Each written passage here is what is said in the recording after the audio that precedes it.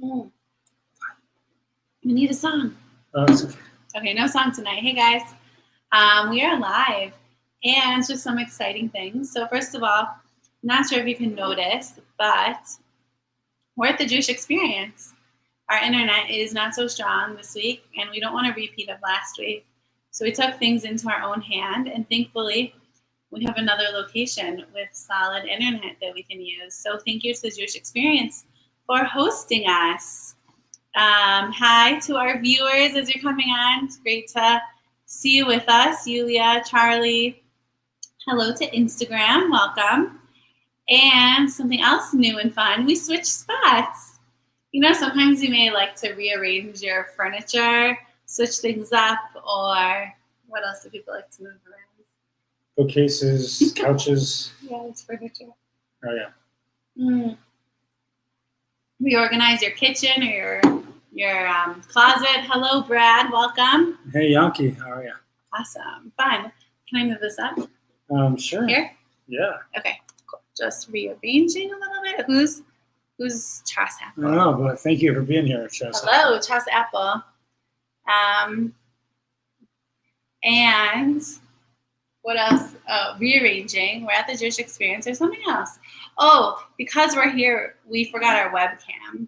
So it may look a little different because of that, a little less high tech. But, you know, you just got to roll with it. Never judge yourself or others for those types of things or any types of things.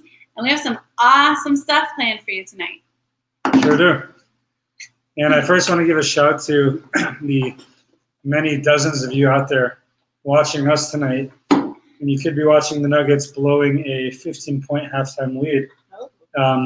Similar to what I witnessed last year when me and Avrami went to Game 7 of the Denver Nugget playoff game against the Portland Trailblazers when they blew a massive lead. This is happening again. And my friends, you don't have to witness that. You can just be with us tonight. You don't have to go through the aggravation. It's unnecessary. I'm quite happy that I would lie. I would be lying if I didn't consider like moving back live from the bunker like an hour tonight so I could watch Game 7. But, you know, I don't need the aggravation. There's enough aggravation in this world. And watching the Nuggets blow a 15-point lead is not among the things that I'm interested in doing. So, sorry, I'm just ranting a little bit. That's okay. So I'm actually not quite a sports fan in the same way. Can you believe that or not? I wish we shared that passion. Either we did or we didn't like them, but we have different views on that. And that's okay. We still love and respect each other. True. But, you know, that's just like, I think about that. Like the Nuggets are trying. They're trying their hardest. And whether they succeed or not is not ultimately up to them. So to like be upset with them or because of how they do in the end, like they're doing their best. What else do you want from them? Like the rest comes from above, no? Yeah. Although I'm sorry, they're up 9 now. Everyone's wondering, I think so. Brad's asking why the state of Indiana is behind us. It's a great question. We thought that this background was actually the Oval Office originally, and we later found out it is a scene from Parks and Rec, the old show, which apparently takes place in the great state of Indiana. I think it's old. I don't know. What's her name? The Office? I don't know. We watched like an episode just so we could appreciate, you know, this scenery a little more. And I think we had enough after an episode. Yeah. But okay, just 2 other housekeeping things, unless you have anything else. One is huge thank you to my parents who are babysitting so we could be here. But we renamed it. They're actually not watching because they're busy with the kids. But we renamed it. It's not babysitting, and it's not kids sitting. They're actually grandparents sitting. The kids are grandparents sitting. Like they should be taking care of them, no? Yeah, I guess so. They're big enough. Yeah. They should. They're not babies. So, anyways, and then the last thing is we wanted this class, and everything that we learned tonight should be in the merit of a reforged lama, a complete healing for a mentor and a friend who's actually spoke here before. What do you mean by that? In Denver? He spoke in Denver a couple of years ago. Yeah. So His name is Ben Sion Zvi Ben Chaya Yehudas Esther. You should have a reforged lama, complete healing. And while we're on that, I just wanted to add our friend Eliza Bas Batsheva and father of one of my friends, Dov Ben Yachta Freda. Should have a reforged lama. Amen. Okay. So, yes, let's get started. So, tonight, we wanted to, the topic in our episode 21 is called, we called it Sticks and Stones Can Break My Bones, ... And the thought is that, like, words can never hurt me. But we know that that's actually false. That words can hurt you a lot more than sticks and stones. That heals. Like, for example, when I hurt my thumb at a wedding, dancing, I think I broke my thumb dancing at a wedding. Yeah. This is how you know you're aging, is when you injure your thumb at a wedding. It still hurts like a month later. I injured my ankle once, remember that? That's true, but you recovered quicker than I did. This is a lingering issue here. I'm actually delaying our Torah and turf football season so that my thumb can heal up. I got to catch balls with this thumb. They need me out there. Yeah. So anyways, yes, as Charlie says, yeah, words have the power to hurt or heal. Hello, guys. Hello, Lee. Hi. Feel free to just drop me some score updates if you get a chance. It's not a good look if I'm checking the phone during when I'm teaching. Actually? Sarah's asking for it back, so I used it to check. Watching on Facebook. Oh, fine. Also, just one more disclaimer. If you like what we're talking about and you want to help support and spread these ideas, stay tuned. We're going to tell you how. There's an awesome opportunity to be involved and do that. Yeah. And we actually, for those, thank you to those who came up for our Shalosh Shidduchos, our Shalosh Sushis on Saturday. I shared just kind of the tip of the iceberg with these ideas, but we want to expound upon it tonight because I think it's so important and so critical to Judaism and to our life and to this time, to this. Hi, Bridget. And hey, Sharon, Kayla as well. So yeah, it's just so important, this idea that we can never talk enough about it. Okay, so I wanted to just share some scripture with you. The book of Numbers actually says in chapter 12, verses 1 through 15, says the following. Miriam and Aaron spoke against Moses because of the Cushite woman he had married. He married a Cushite woman, they said. Has the Lord spoken only through Moses? Has he not spoken through us also? Hashem heard this. Now Moshe was a very humble man, more so than any other man on the earth. Suddenly God called out to Moshe, Aaron, and Miriam and said, "Come out, you three, to the tent of meeting." So the three of them went out. So Hashem came down in a pillar of cloud, stopped at the entrance of the tent, and called out, "Aaron and Miriam." The two of them came forward, and he said, "Hear these my words. When a prophet of the Lord rises among you," okay. Then he goes on a little bit. One sec. Okay. As the cloud withdrew from the tent, there was Miriam stricken with saras. As the Safari, there's a great website called Safaria where it has cool translations.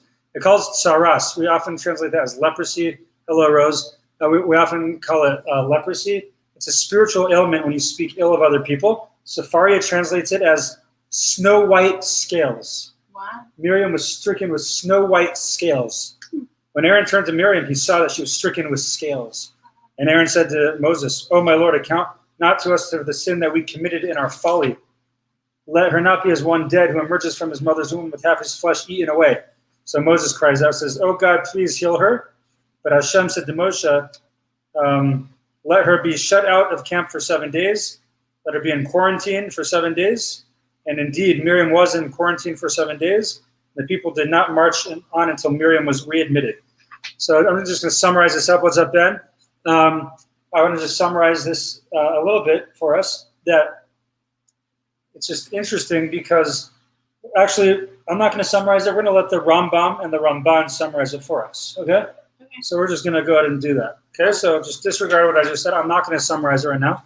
This whole episode is deep with the D train, and it's awesome. Oh, let me turn on the Deep with the D train banner. Yeah. Okay. There we go. In this week's Parsha, okay, this is like maybe a month or two ago that we read that. This week's Parsha, the Torah expands God expands, and there's an addition to this episode, because we're told the following. Zachor es asher asa Hashem Elokecha leMiriam b'derech b'tzeis mitzrayim. Remember what Hashem did to Miriam on the journey after you left Egypt. Okay, that's interesting. So we are told to remember what happened. Remember this episode that I just told you about. So this whole thing happened, and then later in the Torah, it tells us to remember. Exactly. Now, the book of Deuteronomy, duo, it means like two. Meaning this is the second retelling. Moshe, before he dies, kind of summarizes everything that happened. And in this book, this comes up again. And we're told to remember what happened. So it's interesting because the Ramban, I'm going to just summarize, but the Ramban, Nachmanides, says that he believes that our duty to remember what happened to her, she was punished with quarantine because she spoke ill of her brother. He thinks that is a positive commandment in the Torah. That is one of the positive commandments that we have in the Torah, similar to our obligation to remember Shabbos. There's a verse that says, Zachor es Yom HaShabbos l'kadsho.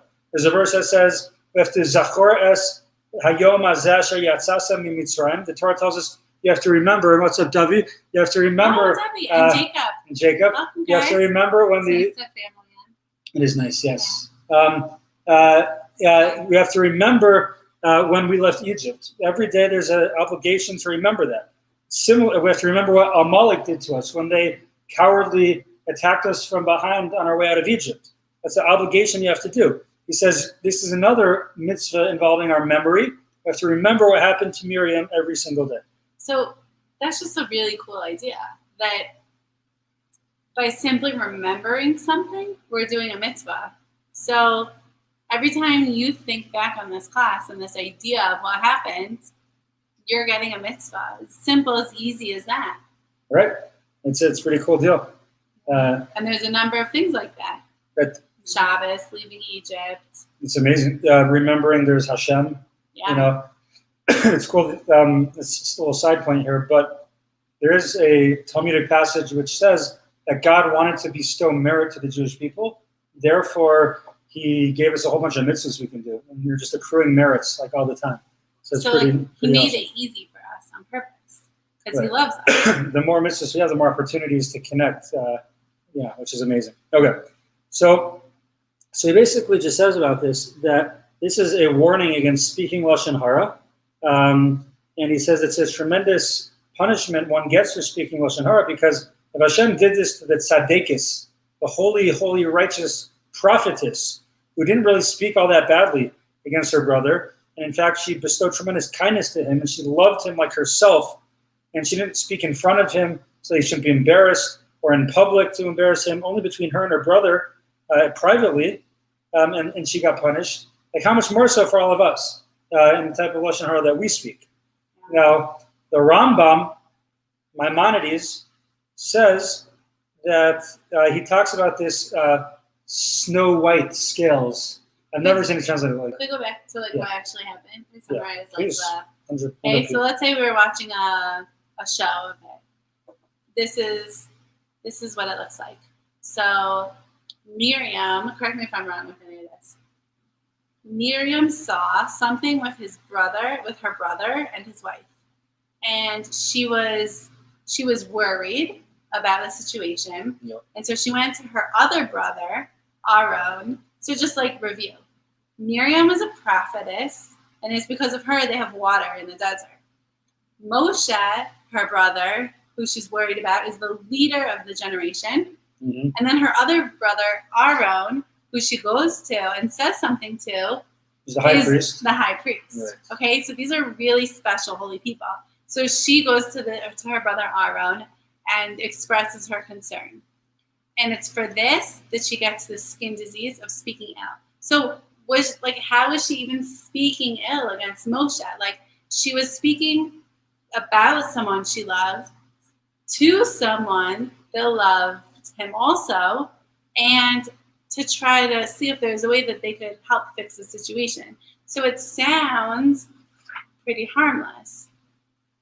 And yet, we're supposed to remember this. We got a mitzvah for remembering it. So this must be a really sensitive topic that it's expressed in this way for us to learn from. Beautiful. Yeah.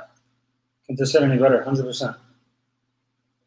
So the Rambam elaborates, that's a great summary. The Rambam elaborates, and he says in his book, Mishnah Torah, in Hilchos Tumat Saras, chapter 16, Halacha Yud, okay? And he says the following. He says that the way that this leprosy, we'll call it, worked, or the snow white flakes worked, is that it was this, again, because of the spiritual issue, it was a problem that manifested itself physically, either on your flesh or even potentially on the walls of your home. And the Rambam says that this was a miracle that happened to the Jewish people to warn them against speaking Lashon Hara. That one who speaks Lashon Hara, he says, literally had his walls of his house change. They literally changed from what they usually looked like. And let's say, after he purified and started working on it, and then he went back to his ways of Lashon Hara, then eventually his skin would change, and he'd get saras, and become known. He'd be separate from everyone else. He'd be well known. He'd be by himself, therefore that he wouldn't be able anymore. In quarantine, he would not be able anymore to engage in what he calls sichas resha'im, the conversation of the wicked, which is leitzanus, which is frivolity, and Lashon Hara. And this is what the Torah tells us. It tells us a Torah obligation: protect yourselves from getting saras, and to remember what God did to Miriam on the way. We have to think about what happened to Miriam. And he says similar to the Ramban, but he elaborates. What did she do? She was Dibra ba'achia. She spoke about her brother. It was great. It was, Shaisa gedola mimenu. She was older than he was in years. And she raised him on her lap, so to speak. She risked her life to save him from, the river. And she didn't even say anything bad about him. She just made a mistake in, equating him to the other prophets who didn't separate from their wives like he did. And he didn't even care, because the verse tells us, as we saw, that he was more humble than everyone else in the world.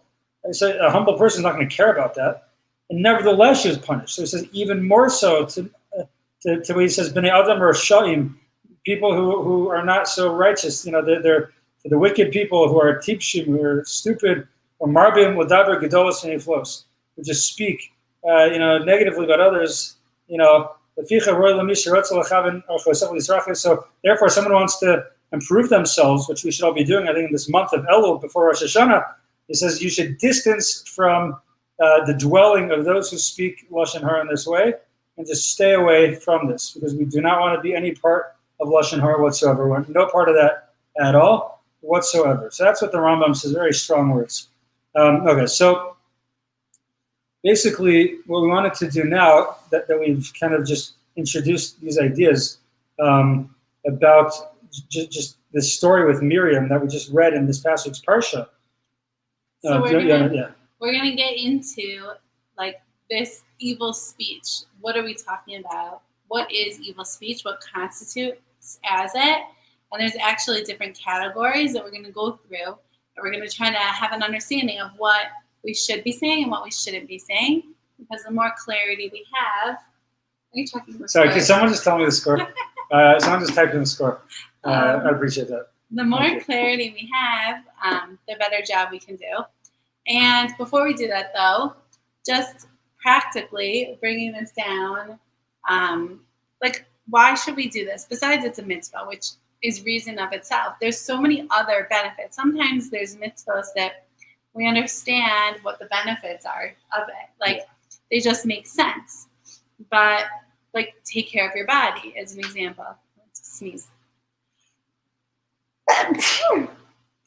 Love, you don't have to feel bad about that.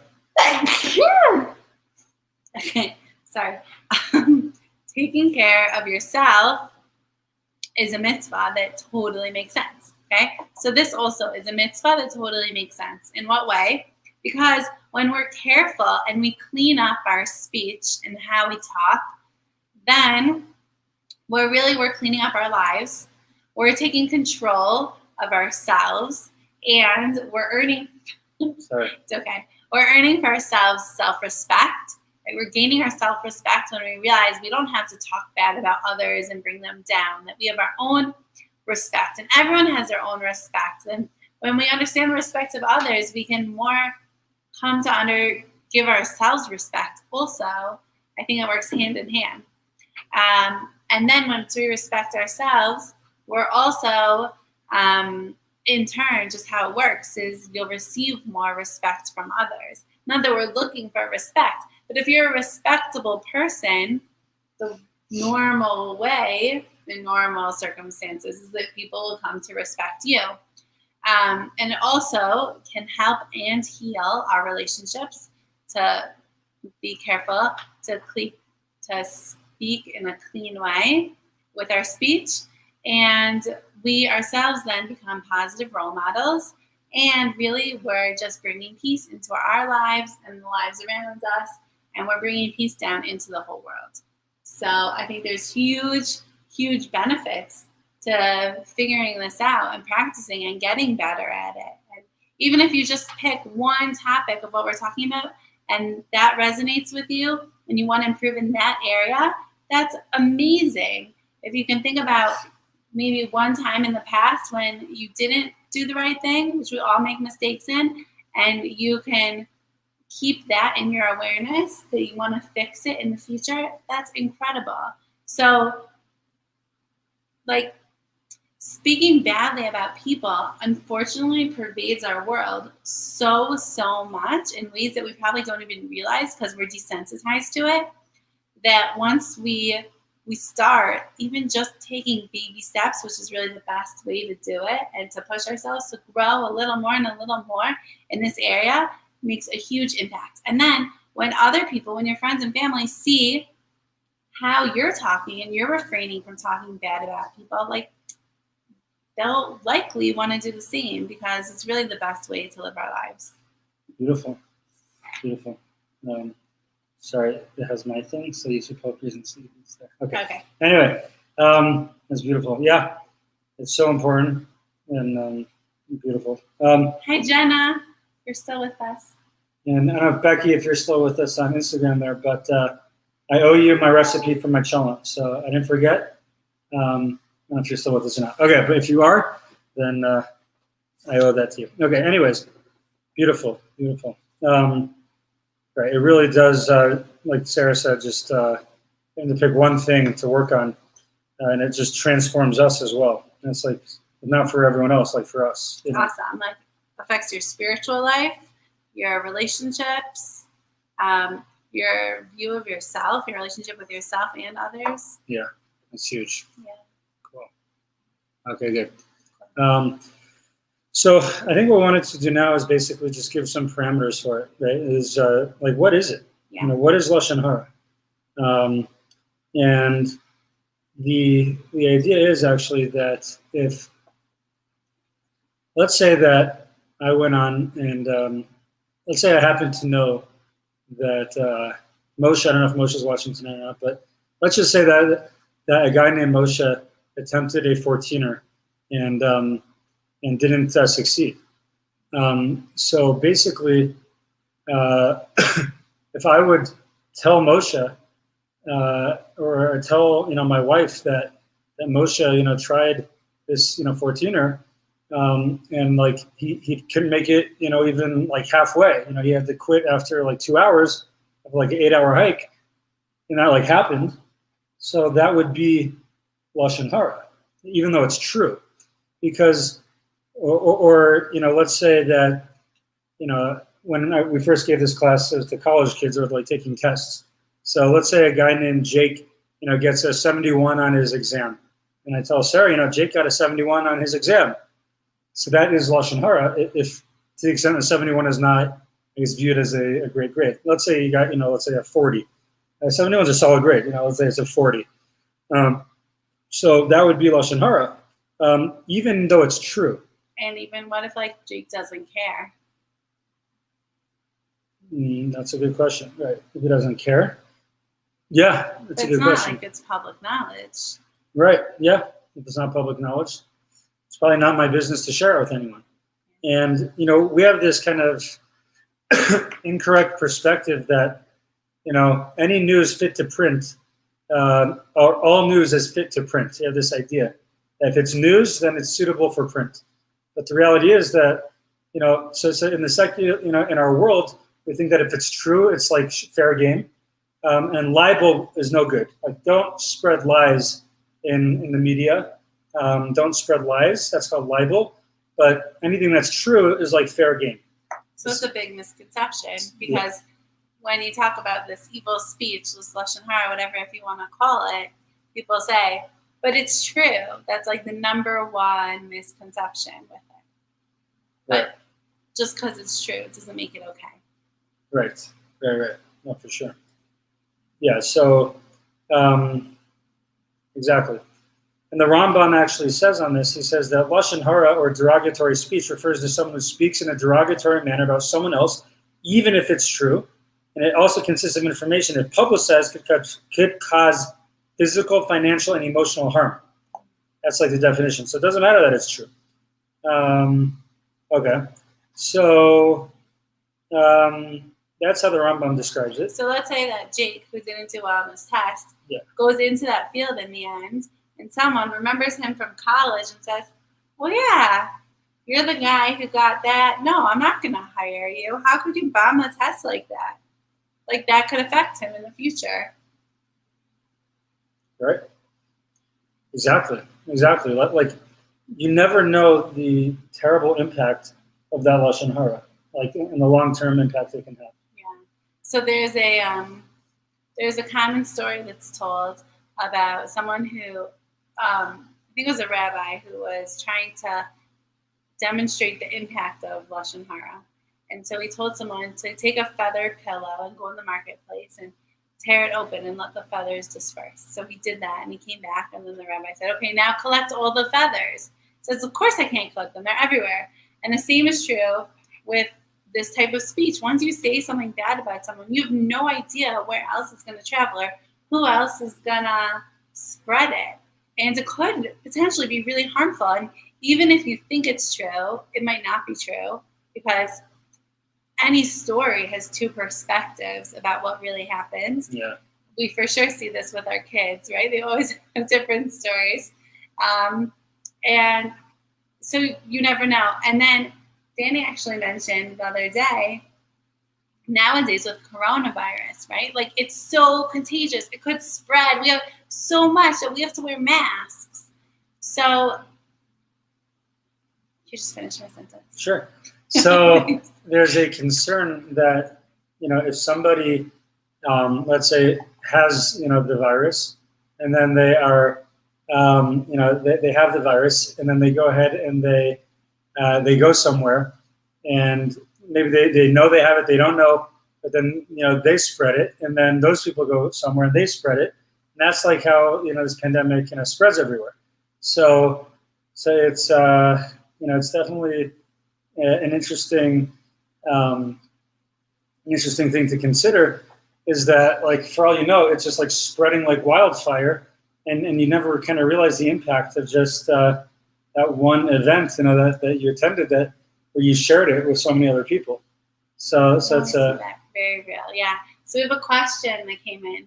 It's a great question. Okay, so Stephanie asks, in the 14er example, what if someone is looking for a hiking partner and they ask what you think about going with this person? Can you share that they didn't really quite make it at all close to the 14er, to help them have a hiking partner who has similar capabilities? She says, can you give warning without giving the exact reason that maybe they wouldn't be the best hiking partner? So it's a good question.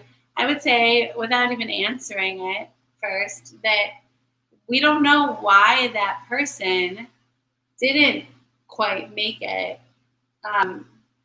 barely to the 14er. If it was 8 miles, why did he only make it 2 miles? Maybe he forgot his asthma medicine. Maybe he realized he didn't bring enough water and he thought he had more in his bag.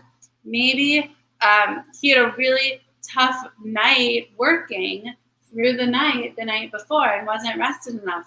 Or who knows? We just have no idea of what scenario may have caused that. So I'd say before we can even judge to say maybe they're not a good hiking partner for you. Like, there could be so much there. Maybe they are great hiking partners, just that day he wasn't at his prime for whatever reason. Right. And then, this often does come up with, in the realm of, let's say, dating. Couples are, getting ready to get set up on a date. And there's some sort of, something that, maybe about the person that makes it not a great match, that they maybe should know about it. So that's what you call something litoelis, where sometimes it can be permitted to share kind of in a vague way information, that would maybe help a person make an informed decision. The same could be true of, like, let's say, a business partner. You're considering a business deal, but someone has information about that person, so they might be able to share some of that with you, share some of that information with you to prevent you from getting, into a negative situation. So yes, it's true. You never know the circumstances why something, but there's a real concept called litoelis, where you're able to, there's some constructive purpose to it when done with extreme sensitivity, might be appropriate. Yeah. I would encourage also, in that case, when there is such sensitivity, to go to a rabbi and ask them, how should I? And, we've definitely done this before also. Like, for sure. Should I present this information? Or two people are dating, when should they tell them about X, Y, or Z that they need to eventually tell them? Right. Or how do you say, how do you give over that information?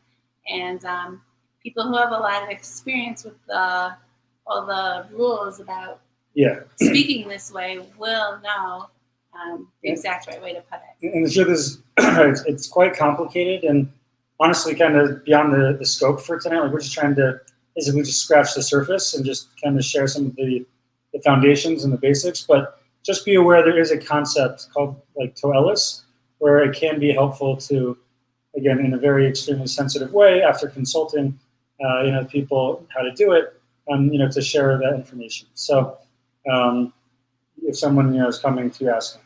Now, there are also great Jewish books that are, like, totally practical and talk about different situations. Actually, I have one sitting next to me right here. There's one. This is a great intro to the topic by Lori Polotnik, called Gossip, by Lori Polotnik. I think I'm covering her name.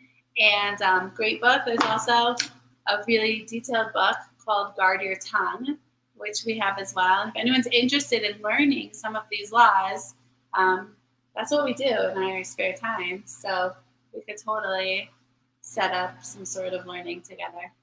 For sure, yeah. And a shout, did you talk about clean speech yet? Well, we could get there at the end. Okay. Yeah. Stay tuned for November. The community is going to do a deep dive into this again like we did last year. And we'll share more about that soon. Okay. But I wanted to do, sorry. Charlie, thanks for telling me the score there. I had no idea what that meant. Next time, also, if you could just share the time left. I said it's like 1:40 or something. So I'm kind of bugging out right now. I wondered what jazz and nugs were. Yeah. Thank you. Thanks, Charlie. Okay. Whew. All right. It's getting down to the wire. I'm glad I'm not watching, to be honest with you. Okay. And if they lose, it's okay. Anyway, 5 parts. Okay.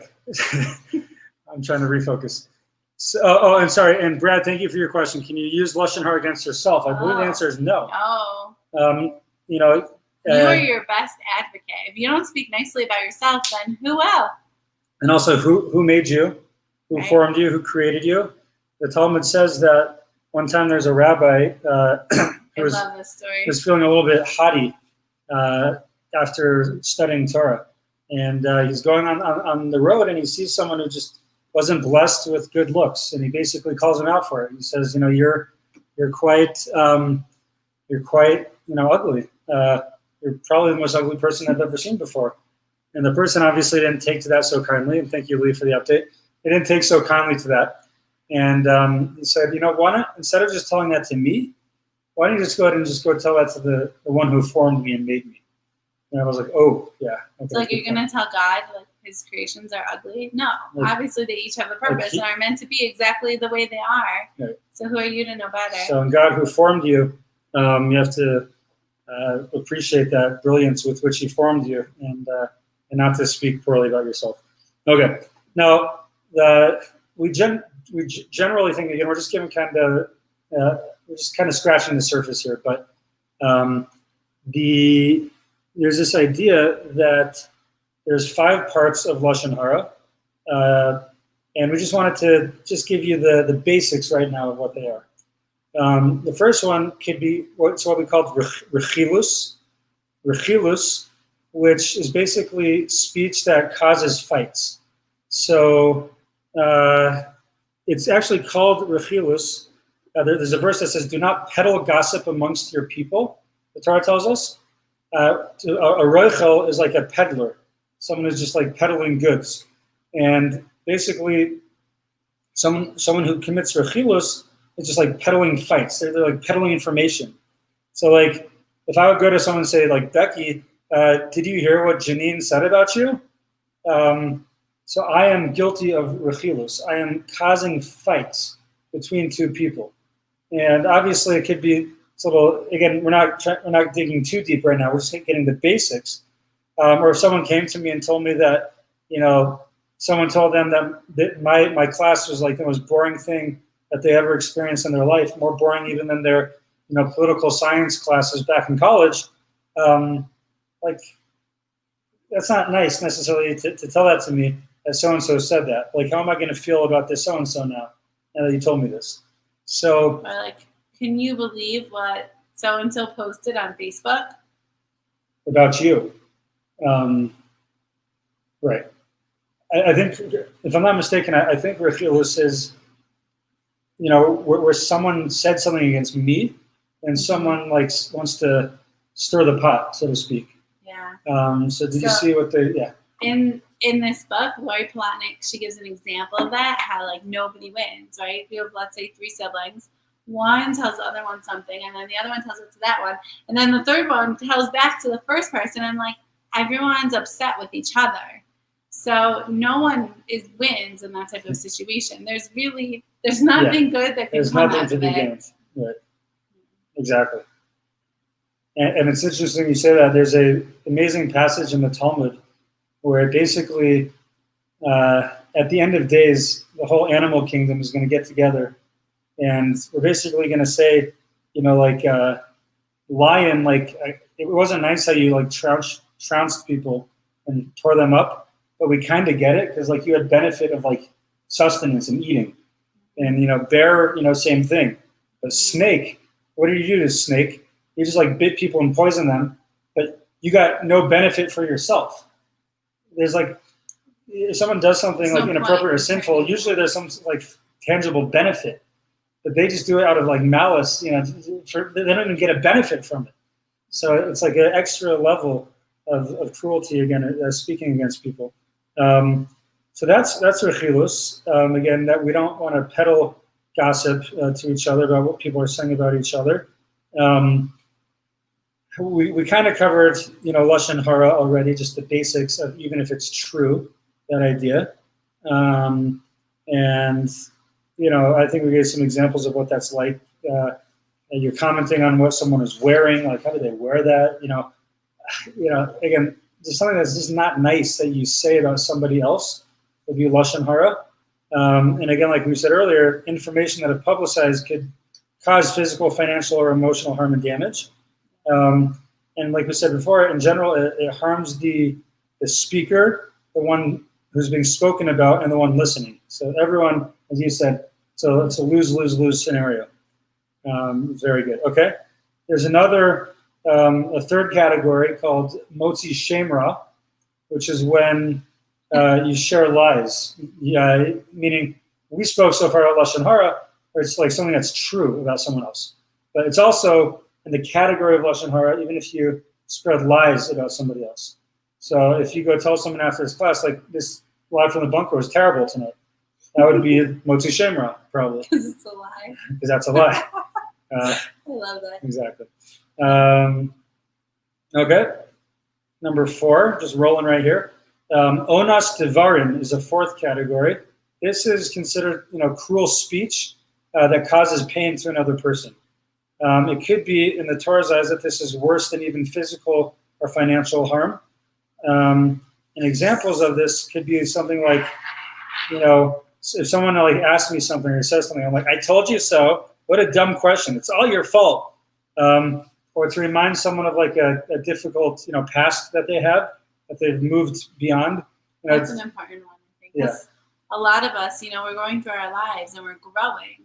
And to see someone and remind them of something that they did in the past, that falls into this category of cruel pain that, maybe they've moved on and they don't want to be identified that way anymore. And they've corrected themselves. Right. So it's like, oh, yes. Are you serious, Charlie? My man. Are you messing with me? Charlie's reporting the Nuggets win. I thought everyone was being silent because you didn't want to make me sad. If someone can, Charlie, I trust you. So I don't mean to not trust you. But if anyone wants to just separately corroborate and give me more information, I'd appreciate that. I'm sorry. I'm sorry. Okay, no. We're focused here. This is obviously more important. Studying Torah together. I'm sorry. Maybe that's why they won. Yeah, and maybe the merit of me just putting it aside. I was pretty sure y'all were just being quiet and not reporting what was happening because they lost. But Charlie's reporting breaking news that they won. Let's see. I just want to hear Siri confirm it. Siri, who won the Nuggets game?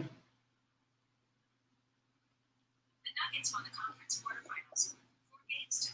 Yes. The Jazz. They won the Take that, Naftali. Why do you care about the Jazz? Are you serious? Unfortunately, come on, Naftali. You got to be kidding me. Like, what do you care about the Jazz? You should root for the Nuggets. Like, I'm your boy, and that's my team. Okay. Anyway, I love you. That was not Onas Tavarim. That was just a nice comment to a friend. Okay. We're back. Okay, we can focus. We're gonna focus. I'm sorry. Game's okay. Over now. Game is over. Taking the watch off. We are good to go. Okay. Onas Tavarim, right? So to remind someone of that painful history that they have, it's cruel.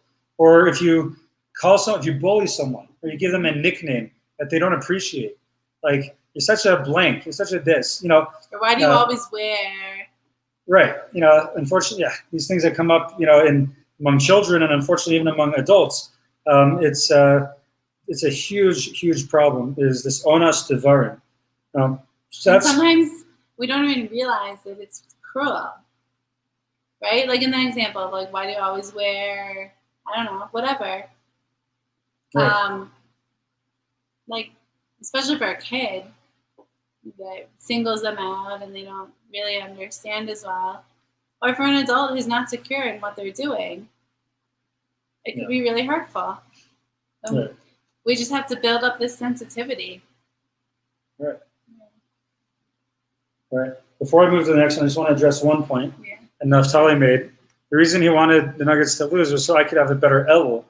I think what he means is so I can focus better on what's really important in life, other than my team. No, now we're advancing. They would have been out. They would have been out. But now we're advancing. So I just want to share with everyone my dream along these lines of a good elul. This is probably not in my best spiritual interest, but if the Avalanche can pull a miracle like the Nuggets did and come back from 3-1, we're looking at a scenario, my friends, where we could have in Denver 4 sports teams playing at once. Like in theory, in 2 weeks on Sunday when the Broncos start, I'm sorry, Sarah, the Broncos start in 2 weeks, we could potentially have, please God, this would be like a blissful experience. We could have the Broncos in the morning, or at 11. You could have the Nuggets playoffs in the second round.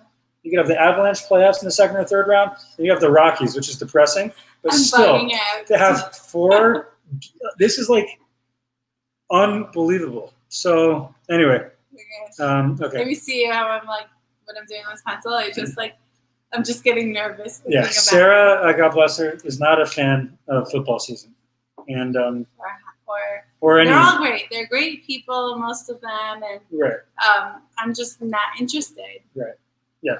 No, it's all good. Okay. The 5th category of lashon hara is called avak lashon hara, which is a rabbinic restriction, basically, where it's forbidden rabbinically to even allude to something that might bring us to lashon hara.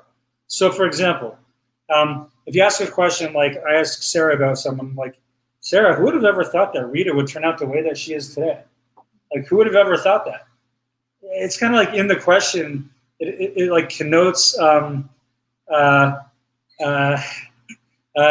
it connotes in that question something wrong with Rita. Or if you tell me, let's not talk about Bill. I don't even want to discuss what happens with him.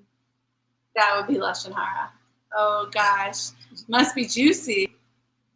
Right, exactly. Right? So like, yeah, to say something like that, where you're basically telling me like this information you have, but you can't tell me because that's Lashon Hara, you're like laying an alley-oop that Nikola Jokic, on the occasion that he slams down a ball, would slam down. Like, you don't want to give somebody an alley-oop for Lashon Hara. Right. Part of the basketball metaphor. We are pumped up right now. Okay. It could even be something positive you say about someone. Like, let's say you say, I'll use Rita and Bill. Okay. Let's say you say to Bill, Rita is such a great friend. I love spending time with her. But what if Bill doesn't say the same way? You're setting the stage for Bill to come and disagree with you. So you have to be really careful talking even positively about people in front of other people. Just think, they say a wise person is the one that ro'es and nola, that sees. Right. And it says Einav Barosha also. His eyes are in his head. He can see into the future. He can see. Right, so you have to be sensitive in talking good about somebody. It's a crazy idea. It's like very counterintuitive. And what's up, my Trent, my man? Good to see you. Next time you're in Denver, hit me up. We got to go golfing, okay? Good to see everyone here. So, right, even if you say something good, like, you have to kind of anticipate maybe the person isn't on board with that, and then they're going to argue with me about that person. Right. Like, even more so, it's so clear. Like, maybe it seems like what's the big deal? Like, why would that really even happen? But think about politics, right? If you pick a politician and you say, did you hear what so-and-so said last night? That was awesome.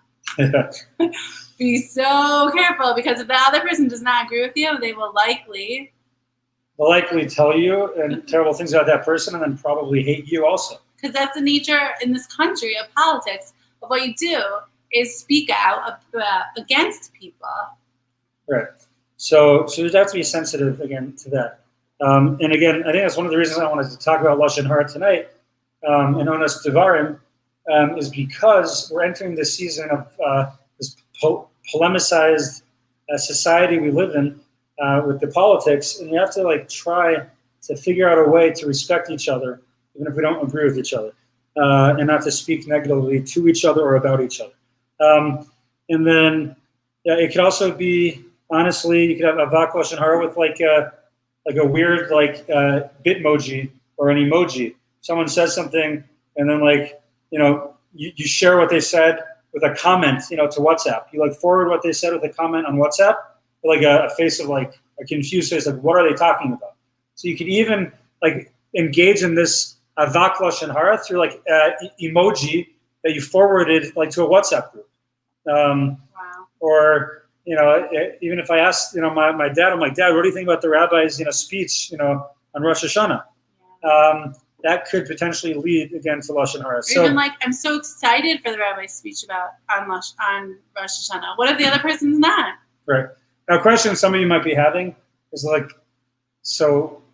you allowed to talk to people? What can you say? So that's a good question. Maybe we'll have to give that some time at some point. Right. But the point is, you have to be. We're not trying to freak you out. We're just trying to create an awareness and to create a sensitivity in how we should speak. Okay. We just want to go through. I just want to share a few sources. I know it's getting late here. I'm going to go take some l'chaims after this for the Nuggets victory. But I want to share. That is a big deal. Game 7. Okay. You might be asking, okay, is it really so bad? Is it really so bad? So hopefully we've demonstrated, yes, it is. But I'm only saying some words. It's not physical harm. What are you doing? So the Talmud actually says that Lashon Hara might actually be worse than the 3 cardinal sins that a person has to forfeit their life before committing. That'd be murder, idolatry, and sexual immorality. The Gemara says elsewhere that God says that anybody who speaks lashon hara, that person and me cannot exist in the same world.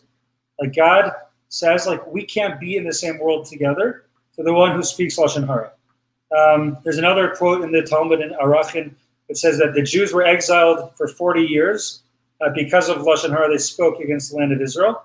And when you think about it, they spoke against land, against rocks, against mountains and valleys and bodies of water. Against inanimate objects they spoke about and were punished for 40 years in the desert, stuck in the desert after everything we've been through.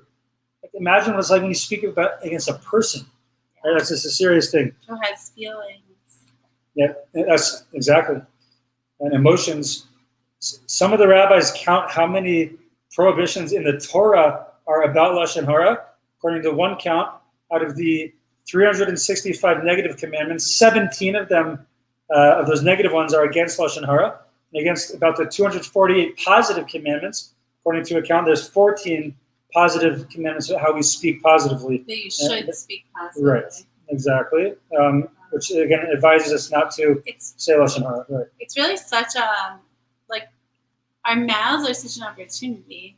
They say that with our mouth, think about just the biology of it, right? You have your tongue, which helps you speak and formulate the words by putting your tongue in the right place, as I've learned from speech therapists. It's really interesting. Like if you say it comes out like a TH, but if you want to say it with an F sound, it's. But anyways, your tongue really helps with that. But then around your tongue, you have your teeth and you have your lips, and there's like all these safeguards, like gates to think about before you open your mouth. There's all these moving pieces. And now with our masks, even more so, like, whoa, what an awareness. And maybe they're not even going to hear you. So is it worth even saying it? It almost brings a new awareness. It takes so much effort now to speak with the mask on. It's actually as helpful. It's like a helpful reminder about lashon hara. And we'll actually get to that soon. I'll just share it now, actually. There's a passage in the Talmud that says that the tongue, which affects speech, has these safeguards. Naturally, you have teeth, which keep the tongue protected, and you have lips. So you really know what's up top, but you have two safeguards for your tongue, and now we have a mask. That's a third. It's a third. Yeah. So it's very, that's an interesting idea. Yeah. So with our words, elaborating on what you were saying before, we can use them for positivity and to compliment people and build them up, and also to ourselves, or we can use them to destroy. It's such a tool to build or destroy.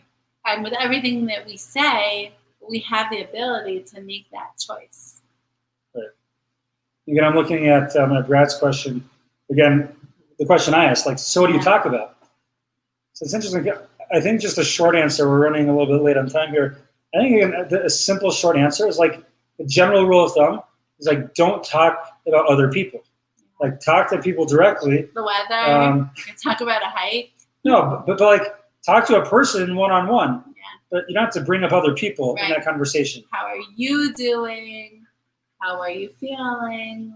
Yeah, what inspired, anything, and you can get deep with the person. But again, maybe Torah ideas, right? Share some of these things that you're learning from this with other people.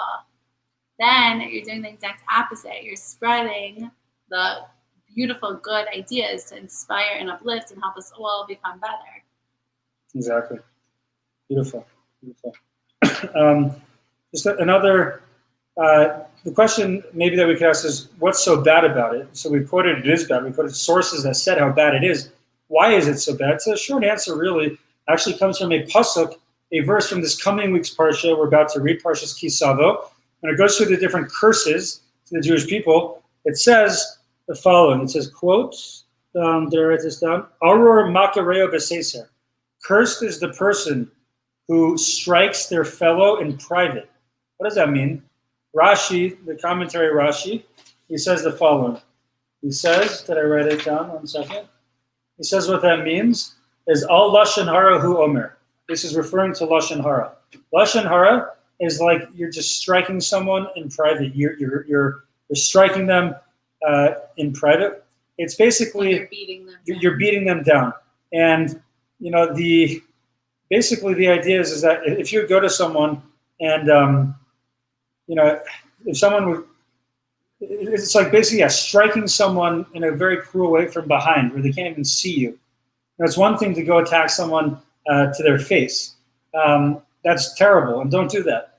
But it's another level of cowardice when you do that from behind, when they can't see you doing it and they don't expect it, and they're coming from behind. So it's important to be very sensitive again to not ever do that. And you would never, presumably, just like you would never go from behind and slug someone, in the back. We should also think the same way. We should never go behind someone and speak behind their back. If you never say something in front of a person, then never say it, behind their back. I've had, please God, I think that we have a sensitivity to this, but it's more of like a fear of like just an invasion of privacy. I've had like nightmares that I left like the Zoom on, in my home, and there's something just like listening and seeing everything. And I don't feel like I have anything to hide, which is why I'm okay having a TikTok account where, all of everything I do online, is accessible, presumably to the Chinese government. I don't really care about that because it's better that I should make cool videos that can inspire you. And they see how many times you check ESPN. Yeah, which was 5 times in the last hour. That's okay that they know that. Like, who cares? But yeah, I've had this concern of like, we have a private life and it's meant to be private. And, again, I'm not ashamed of anything that goes on. But, in other words, we're careful how we speak in front of people. So if we would never say something in front of them to their face, or if they could hear us, we should never say it, obviously, behind their back. The Talmud says there's really no remedy to this, as Sarah alluded to. The damage that can happen, because of just one case of lashon hara is devastating for how to undo that. Nowadays, it's not so hard to imagine that everything we say really matters. We're used to there being people pulling out their phones and videoing and taking pictures, or like even we sit here and there's cameras on. It's just this awareness that we live with nowadays. Or like ring a doorbell. If someone walks in front of my house, it could be that the ring will just pick them up, or the car driving by. You never know when you're being watched. So many on Ring, people post, oh, this guy was snooping around and then he saw my ring. Sometimes they don't care that there's a ring, and sometimes they see a ring and they leave. Right. Like the guy who stole our groceries off our porch did not care that there was a ring, but trying to hide a little bit. But it's funny you say that because like this morning I was sitting in an office over here and I had an itch in my nose, and I was about to kind of go in there. I don't know why I'm admitting this to my hundreds of viewers on. Listen, I'm just keeping it real, okay? Just trying to keep it real. We all sometimes scratch our nose. Okay? Nose or ear. Yeah. We're human beings, okay? You don't think I was watching. Right. But we literally just had cameras installed in this place yesterday. I'm someone is watching. In my synagogue, the same thing. There's 50 cameras plastered across the synagogue. People are watching. You think you're no one's looking. You could do a little nose, pick. But no, people are watching. So Hashem is listening, and He knows what we say, and people might hear what we say, and you have to be so careful and sensitive. Okay. Also, as a parent with your kids around, whether you're a parent yet or not, just to build this awareness and maybe motivation to grow and to sensitize ourselves, before parenting, that your kids hear everything you say and they see everything that you do, and it's really role modeling. Would you think about how you might want to talk about someone? Would you want your kids saying that about you or about one of their siblings? Probably not. Exactly. Yeah, no, exactly. That's a great point. And we could go on and on. I see Instagram where down to our last 50 seconds. So I'll try to wrap it up soonish, so they're not going to miss out too much. If you're on Insta, come join us on Facebook for the last minute or two. But yeah, honestly, we could go on, and it's a scary sin that's so easy to commit. Like some sins, if you want to commit them, you have to work hard to do it. You have to orchestrate it. Here, you just rattle your mouth. You don't have to move. Kind of reminds me of one of the most epic songs of my childhood. Nowadays, everybody want to talk like that. Something to say. Nothing comes out when they move their lips. Just a bunch of gibberish because those silly people forgot about Dre. You just move your lips. Move your lips. Just gibberish. And you could literally be saying Lashon Hara and committing a whole slew of crimes against other people, of sins and terrible things. It's very easy to accumulate, to wrap up. That's not the right word. To rack up. You can really do a lot of that. And I'm just going to remove the Instagram over here. Download this video. But it's so easy to just speak so much Lashon Hara without trying. It's like a laser printer. It just keeps coming and coming and coming. Yeah. It's like, and then what happens if you run out of paper and you press print a few more times, or you need to replace oh my the gosh. toner? And the next time the paper comes in, and it comes out so coming. many more times. You're stop already. I want to stop. It's too much. Cancel. It's too much paper. Yeah. Stop. I didn't mean to print this 4 times. But the printer has a cancel stop button. Lashon Hara doesn't. No, there's no button to press. It's a good line. If you think nothing else from this tonight, the printer has a stop button. Lashon Hara does not. Okay. Right, and there's just so much going on. So many, like we said, every time you speak Lashon Hara, you're committing 17 negative commandments. You're violating 17 negative commandments, and you're neglecting doing 14 positive commandments. It's a lot. It's a heavy thing. It's not like a small thing here. And that's really, I think, just the main point we're trying to leave y'all with. Again, we could go on for another hour. There's so much to say. But you're affecting crazy things in the Kabbalistic realm, in the spiritual realm. The Chafetz Chaim says that you're awakening accusatory angels and powers from on high against our people by doing this. Yeah, by you talking negatively about others. Right? Think about this. As Judgment Day comes, then you're creating this energy for the angels to speak negatively, God forbid, about you. Yeah. Right? The way we treat others, we're treated also. Right. Yeah. So really, we just have to. So the question is, I guess. Yes, Jeremiah, tell me more. Okay, I see you're commenting here. Tell me more. Tell me more about that incredible game. Okay. Anyway, so we're really wrapping up. There's a lot to say. I think if nothing else, we have a sensitivity about it.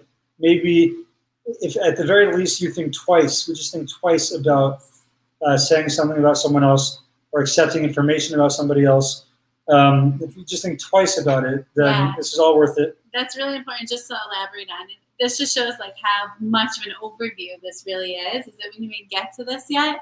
But talking Lashon Hara, saying bad things is terrible, but so is accepting what someone else told you as a truth. Right. You should be very skeptical when you hear these things. Right. Try not to hear it. Try not to put yourself in a situation that you're going to hear it. But even if you do hear it, you should think of ways or reasons that it might not be true so that you don't believe it, because that is being just as involved with it as speaking it. And it's quite dangerous. Exactly. Right? Because then that second person is now judging the other person in their head. And what if they say to someone else, or what if they're just one more person is negative to someone or less friendly because of something they heard about him? Then that one person just goes around and why are people not so friendly? You never know. So the more we can all just talk nicely and not accept anything negative, the better the world will be. Beautiful. Yep. And exactly.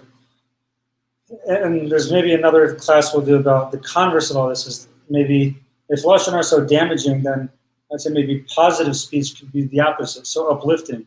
You encourage someone when you compliment them, when you praise them, when you let them know how great they are. That could be maybe the opposite, and that's maybe a topic unto itself. And yeah, it's just really something to work on for all of us, and hopefully we can do that. You want to just give kind of the plug for? Yeah. Okay. I'm going to first just do one more point about that spreading positivity is, and this is also another tip from parenting, is it's better instead of saying to a friend or a kid or whoever, you're so great, or like there's a new phrase. If someone says like, oh, I do this, and someone says, oh, I love that about you. Maybe that doesn't really. Okay, I'm still figuring it out. Anyways, do you know what I'm talking about? No? Okay, never mind. Scratch that.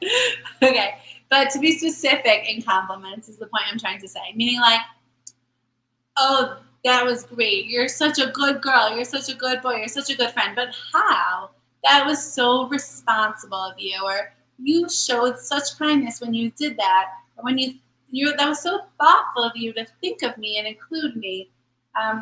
Positive compliments really show and reinforce the positivity in others. So it's really building up that person and bringing more positivity into the world. Beautiful. Yeah, that's a great thing. And then the clean speech plug. Okay, so this is really awesome. And we feel so fortunate that to be a part of this organization that rolled out Clean Speech Colorado. Okay, this is a campaign. You're going to add it in. Yeah. Clean Speech Colorado began in its, I don't know, my words are escaping me. It's late. But we first saw it come to the public was it November? Also, yeah. November. And it's basically a campaign throughout Colorado to have clean speech. So there's bumper stickers, there's wristbands, key. Oh, where's my keys? You're going to get some masks. A lanyard. These are things that we did. Is it? Yeah, no, that's clean speech. Yeah. Daily videos through different people presenting just one idea about this topic. There's a lot of booklets, educational materials sent to schools, so much. It was like so comprehensive. And we partnered with, I don't know, tons and tons and tons of Jewish organizations, which was so cool. So this year, Clean Speech Colorado is coming out again, taking it to the next level. And it's going to be awesome. And it's such an opportunity. And Clean Speech Colorado is looking for clean speech. My mouth hurts from all this pronunciation. Clean speech, I'm about to say it. Dun, dun, dun.